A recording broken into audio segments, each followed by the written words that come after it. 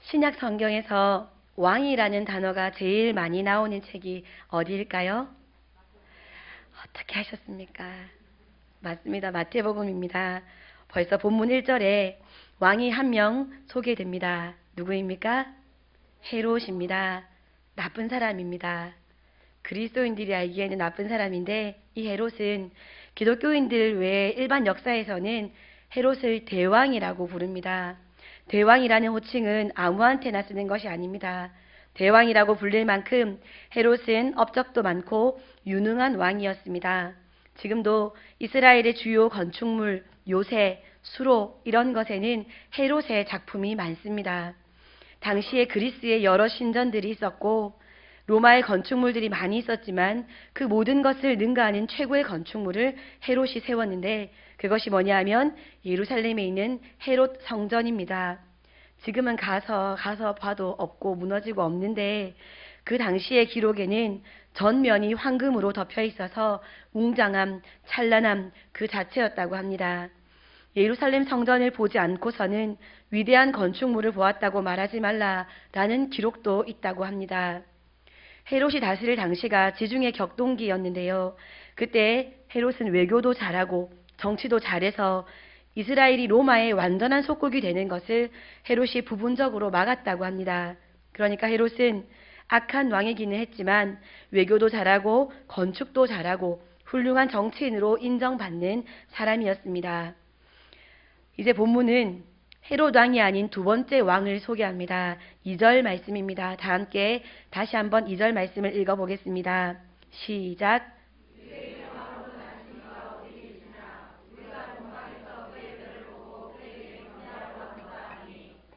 아멘. 유대인의 왕으로 나신 분이 언급됩니다. 신기하게도 동방 박사들이 찾는 사람은 장차 유대인의 왕이 될 왕자가 아닙니다. 지금 왕으로 태어난 아기를 찾고 있습니다. 어떤 왕도 태어나자마자 왕이었던 사람은 없었습니다. 일단 태어나서 왕자로 지내다가 왕이 되는 것이 순리인데 처음부터 왕으로 태어난 사람, 그 아주 신비로운 사람을 찾고 있는 것입니다. 더구나 현재 나라를 다스리고 있는 왕 앞에 가서 다른 왕을 찾고 있습니다. 이 상황을 한번 상상해 보시기 바랍니다. 지금이 만약에 조선시대라면 다른 나라에 살고 있는 사람이 주상전하의 앞에 갈 수도 없었겠지만 앞에 가서 전하, 새로 태어난 주상전하를 뵙고 싶습니다 라고 말하면 남의 나라에 와서 그 나라 왕 앞에서 그 왕 말고 다른 왕을 찾는 것은 그 왕의 왕됨을 인정하지 않는 것이고 다른 왕을 인정하는 행동이기 때문에 능지처참을 당할 일입니다. 지금 박사들은 말도 안 되는 행동을 하고 말도 안 되는 말을 하고 있는 것입니다. 그런데 더 이상한 것은 헤롯의 반응입니다. 왕 앞에서 다른 왕을 찾고 있는 이들을 사형시키기는커녕 8절 말씀을 보시면 자기도 아기에게 경배하겠다고 말하고 있습니다. 말이 안 되는 소리입니다. 100번 양보해서 아기 왕이 태어날 수 있다고 쳐도 같은 왕끼리 무슨 경배까지 하겠습니까?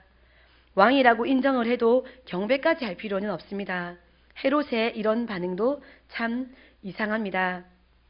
헤롯이 어떤 사람인지, 태어난 왕이 어떤 사람인지를 더 깊이 생각해 봐야 이 이상한 일들이 정리가 될 것 같습니다. 헤롯은 솔로몬이나 히스기야, 요시야와 같은 정통 왕족의 왕이 아닙니다. 더구나 순수 이스라엘의 혈통도 아닙니다. 원래 헤롯 집안은 에돔 사람이었습니다. 에돔이 이스라엘에 점령을 당했을 때 헤롯의 아버지는 강제로 할례를 받고 이스라엘로 귀화했습니다. 외국인이었지만 똑똑하고 나름 일처리를 잘해서 고위 관직을 얻었습니다. 그의 아들 헤롯은 아버지보다 더 똑똑했습니다. 당시 지중해의 권력 구도가 심하게 변화되던 때에 헤롯이 정치적인 수완을 발휘해서 로마로부터 유대 지역의 왕으로 인준을 받게 됩니다. 백성들의 입장에서는 이런 식으로 왕위에 앉은 헤롯 왕이 탐탁지가 않았습니다. 그래서 헤롯과 같은 가짜 왕 말고 구약시대 선지자들이 예언했던 참된 왕을 계속해서 기다리고 있었습니다. 정통왕, 하나님의 아들이라 인정되는, 이스라엘만이 아니라 온 세계를 다스리는 하나님께서 선택하신 그 진짜 왕 메시아, 그분을 모든 이스라엘은 간절히 기다리고 있었습니다. 그 왕은 헤롯하고는 상대가 안 되는 진짜 왕 중의 왕입니다. 지금 동방박사들이 전한 소식은 하나님이 선택하신 그 왕이 오셨다는 소식입니다. 정말 대단한 뉴스였습니다. 헤롯은 그 왕이 자신보다 훨씬 높은 분이라는 것을 인정할 수밖에 없습니다. 그래서 경배하겠다라는 이해가 안 되는 표현을 한 것입니다. 물론 진짜 경배하고 싶어서 왕을 찾는 것은 아니었습니다. 참된 왕이 오시면 자기 자리를 내어주어야 한다는 것을 알고 있습니다. 헤롯은 평생에 그 왕자리에 집착한 사람이었고 그 자리를 절대로 포기하지 못하는 사람입니다. 이 사람은 처음부터 왕이 될 사람이 아니었기 때문에 왕권이라는 것을 인정받기 위해서 별짓을 다 했습니다. 정략 결혼도 하고 로마에 엄청나게 아부를 하기도 했습니다. 12년 동안 신도시 하나를 건축했는데 그 도시 이름을 로마 황제인 케사르 이름을 따서 도시 이름을 케사르라고 짓고 그 안에 있는 신전을 케사르에게 헌납합니다. 예를 들면 우리나라로 치면 좀 차이가 있긴 하지만 도시 이름을 대통령이 트럼프 도시다, 트럼프라고 도시 이름을 지은 것처럼 이스라엘 땅에 12년 동안 도시를 짓고 그 도시를 케사르라고 이름을 지었습니다. 성경에는 그 도시 이름을 가이사랴라고 기록하고 있습니다. 이뿐 아니라 헤롯이 왕권을 강화하기 위해서 한 결정적인 행동은 앞서 말씀드렸던 헤롯 성전을 지은 것입니다. 성전을 건축하는 것이 왕권과 무슨 상관이 있냐 싶을 수 있습니다. 그러나 이스라엘에서 성전은 아무나 건축할 수 있는 것이 아니었습니다. 돈이 있다고 건축술이 뛰어나다고 임의로 성전을 지을 수 없었습니다. 그 대단한 다윗 왕도 성전을 지을 수 없었습니다.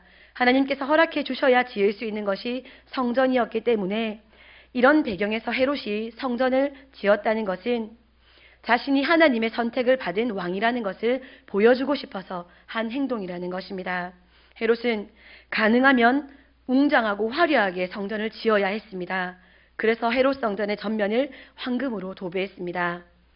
이런저런 수를 써봐도 왕권을 유지하는 것에 불안을 느낀 헤롯은 반란의 조짐이 조금이라도 보이면 백성들을 숱하게 죽이고 왕권을 넘본다 싶으면 아들들도 죽이고 이렇게 왕의 자리에 미친 사람이 헤롯입니다.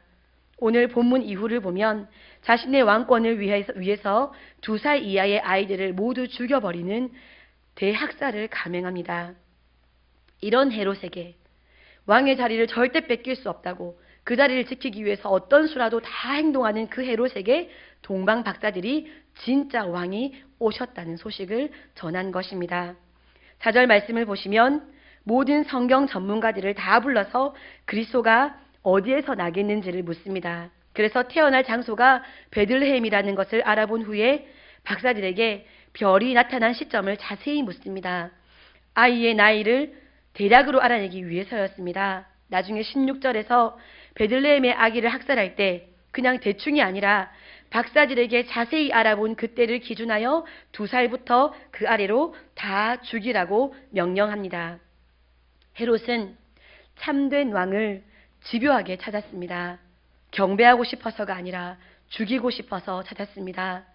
참된 왕이 아니기 때문에 죽이려는 것이 아니라 참된 왕이기 때문에 죽이려고 했던 것입니다. 그래야만 가짜 왕인 자신이 계속해서 왕좌에 앉아 있을 수 있기 때문입니다. 사랑하는 성도 여러분, 헤롯에게 왕은 예수가 아니라 바로 자신 헤롯이었습니다.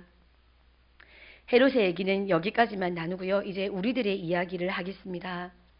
헤롯은 그렇다 치고 우리의 왕은 누구이십니까? 예수 그리스도이십니까? 아니면 헤롯과 같이 자기 자신이 왕입니까? 모든 그리스도인들은 예수 그리스도가 우리의 왕이라고 대답할 것입니다. 굳이 입술 밖으로 내가 왕이에요, 예수님이 아니라 라고 대답하지 않으셔도 됩니다. 그러나 마음으로 냉철하게 자신을 돌아보시기 바랍니다. 헤롯도 입술로는 얼마든지 아기 왕께 경배하러 가겠다라고 말했습니다. 그러나 입 밖으로 무슨 말을 하든 그 마음은 어떻게 해서든지 자신이 왕좌에 앉아 결단코 내려오지 않겠다는 마음으로 살았습니다. 설령 진짜 왕이신 그리스도 그분을 죽이는 일을 하게 되더라도 내 자리는 절대로 내어드릴 수 없다라는 마음으로 살았습니다. 어쩌면 우리의 본성과 우리의 삶의 모습도 우리의 입술의 말과는 다를 수 있다고 생각합니다. 대부분의 그리스도인들은 내 인생의 주인은 바로 나지, 왜 하나님이 내 인생의 주인이 되려고 하셔? 라고 절대로 말하지 않을 것입니다. 그러나 왕이신 하나님의 말씀이, 왕의 말씀이 주의 종의 입술을 통해 선포될 때 왕의 말씀을 하달받는 백성된 모습보다는 나에게 맞지 않는 것은 흘려듣고 나에게 이해가 되고 받아들여지고 만족되는 말씀에는 아멘하는, 말씀을 받아들일지 말지에 대한 기준이 말씀하시는 하나님이 아니라 말씀을 듣고 있는 내가 되어 있는 것, 이런 태도로 우리가 신앙생활하는 것은 사람인 나 자신이 왕의 자리에 앉아 있는 것입니다.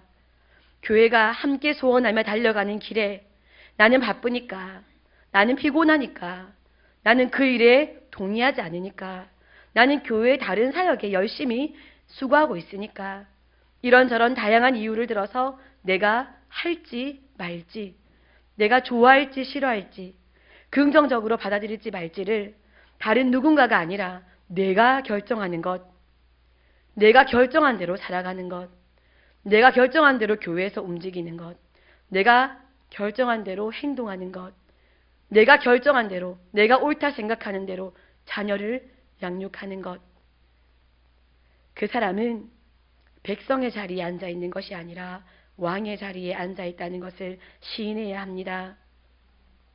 우리의 삶이 말을 하고 있습니다. 내가 주인이고 내가 왕이라고 우리 각자에게 우리의 삶이 나를 향해서 이야기하고 있습니다. 이것은 우리 모든 죄인들의 본성입니다. 제가 오늘도 영유아부 설교를 하면서 참 힘들었습니다. 뭐가 힘들었냐면 우리가 모두 죄인이라는 얘기를 들어야 되는데 영유아부 아이들이 거짓말을 해본 적이 있지 하면 아니요. 어머니 아버지 말씀을 안 들어본 적이 있지? 아니요. 친구를 미워한 적이 있지? 아니요. 장난감을 안 나눠줘 본 적이 있지? 아니요. 모두 의인이었습니다. 영유아부 아이들이.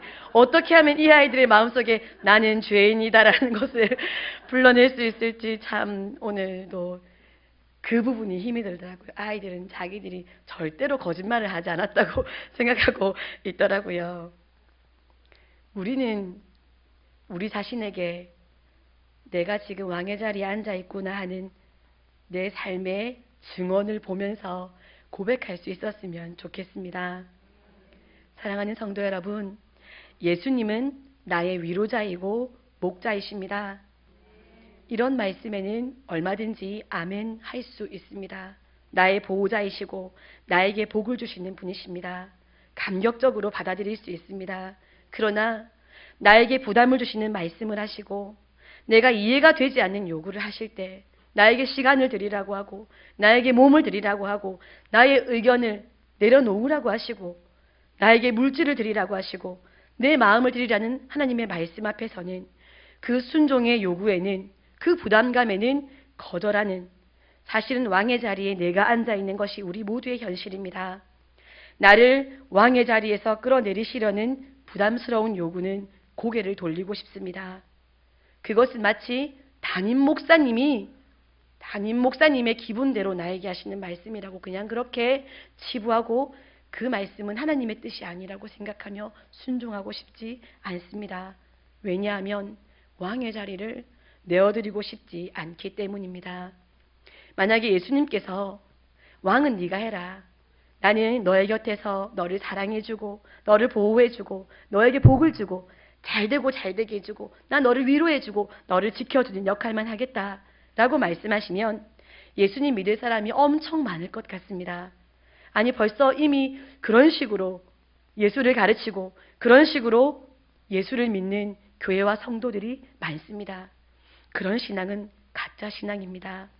헤롯도 만약에 예수님이 왕만 아니었다면, 얼마든지 받아들였을 것입니다. 예수님께서 훌륭한 능력자로만 오셨다면, 위대한 현자, 지혜로운 스승으로만 자신에게 다가오셨다면, 그 지혜로운 헤롯은 예수님을 왕궁으로 모셔서 극진하게 대접했을 것이고 큰 대가를 지불하면서까지 예수님을 자신의 곁에 두려고 했을 것입니다. 그런데 딱 한 가지, 예수님은 내가 앉아있는 왕의 자리를 비켜드려야 하는 왕으로 오셨기 때문에 그분을 죽이려고 한 것입니다. 예수님은 우리를 위로하시는 분 맞습니다. 우리를 구원하시는 분이십니다. 복을 주고 싶어 하십니다. 은혜 주시고 우리를 지켜주시고 보호하시는 분이십니다. 모두 다 맞는 말씀입니다. 그런데 우리의 왕이시라는 것도 절대로 빼서는 안 됩니다. 명확한 진리입니다. 예수님은 복을 주시는 분, 그리고 예수님은 우리의 왕, 분리가 안 되는 말입니다. 만약에 예수님이 우리의 왕이 아니라면 우리에게는 어떤 것도 허락된 것이 없습니다. 왕이신 그분이 죽음과 사망을, 두려움을, 어둠을 이기셨기 때문에 왕의 다스림을 받는, 왕의 나라에 살고 있는 우리 모두가 그 구원을 누릴 수 있는 것이고 생명을 가지게 된 것이고 천국을 소유하게 된 것이고 용서를 받은 것입니다. 그분이 우리의 왕이 되어주셨기 때문에 우리가 이런 것들을 누리게 된 것입니다. 말씀 마무리하겠습니다. 소망 없는 이 땅에 예수님께서 왕으로 와주셨습니다. 왕께서 오셨기 때문에 이제 그 왕의 나라, 하나님의 나라, 우리가 그렇게 간절히 소원하고 있던 샬롬의 나라, 평안의 나라가 우리에게 열렸습니다. 그 하나님의 나라에 참여하는 것은 타고난 재능이나 인격이나 헌금, 교회 봉사, 학벌, 능력 이런 것이 아니라 너무 당연한 말씀인데 그 왕을 나의 왕으로 받아들여야 내가 그 나라의 백성이 되는 것입니다. 내가 여전히 왕이면 나는 여전히 인간 왕국에 사는 존재일 뿐입니다.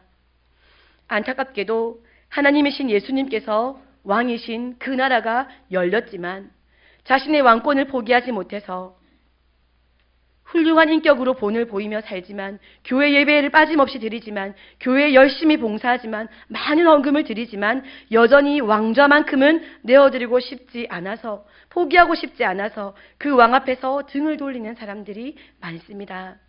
사랑하는 성도 여러분, 예수님을 왕으로 모시면 이제 우리는 어떻게 될까요? 거지가 될까요? 아무 쓸모없는 인생으로 살게 될까요? 아닙니다.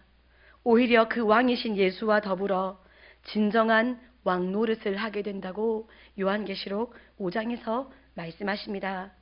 지금까지 내가 안간힘을 쓰고 살았던 엉터리 왕 노릇 말고요, 진정한 왕 노릇을 하게 됩니다. 그러나 내가 여전히 왕이면 사실 나는 왕이 아니라 죄의 노예가 되어서 나와 주변을 망치면서 죽이면서 살게 됩니다. 헤롯이 그랬습니다. 불안과 두려움으로 평생을 살다가 아들들도 죽이고 종신도 죽이고 친구도 죽이는, 그러다 벌레에 먹혀 자신도 죽게 되는 헤롯은 그런 불쌍한 사람이었습니다. 사람은 하나님께서 왕이 되실 때 가장 가치롭고 자유롭고 아름답고 귀합니다. 그때가 가장 영광스럽습니다. 그 왕이 이루어 놓은 모든 평안, 샬롬이 내 것이 됩니다. 구원이 내 것이 됩니다. 생명이 내 것이 됩니다. 부와 영광이 내 것이 됩니다. 한 나라에 왕이 2명 있을 수는 없습니다. 예수가 죽든 내가 죽든 둘 중 하나는 죽어야 합니다. 오늘 설교 제목은 왕을 죽이라입니다. 이재설 목사님께 설교 본문과 설교 제목을 드렸더니 설교 제목이 무섭습니다, 목사님 하시더라고요. 왕을 죽이자, 왕을 죽이라요, 이렇게 말씀을 드렸습니다.